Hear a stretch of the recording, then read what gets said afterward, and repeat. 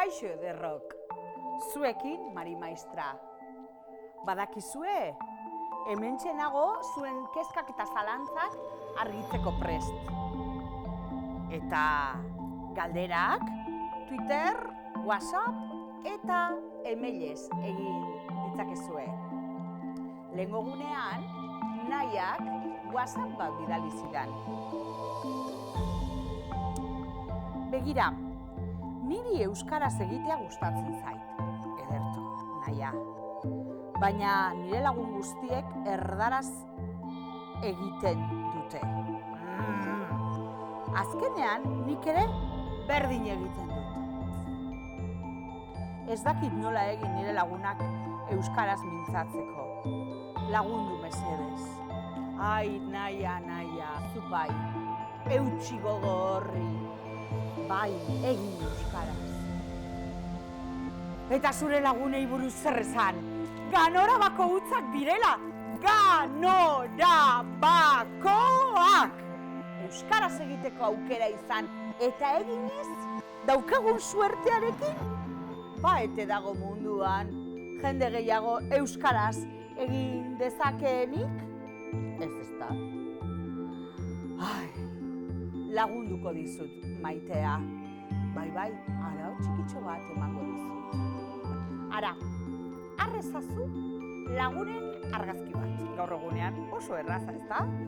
Tira, horlako argazki bat, taldeko argazki bat. Eta eman musu denei.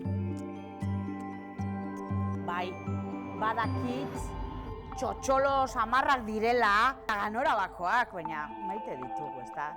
Zer egingo dugu ba?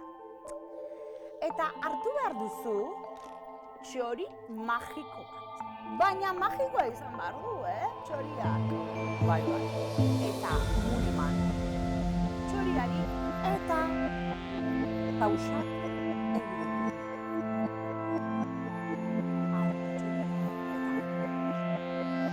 Txiri-txori, txiri-txori, txiri-txori, txiri-txori.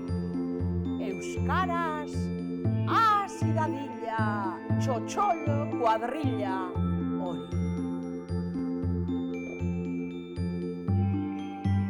Utzi berriro txoria, argazki gainean, eta horrela 10 bat egunetan.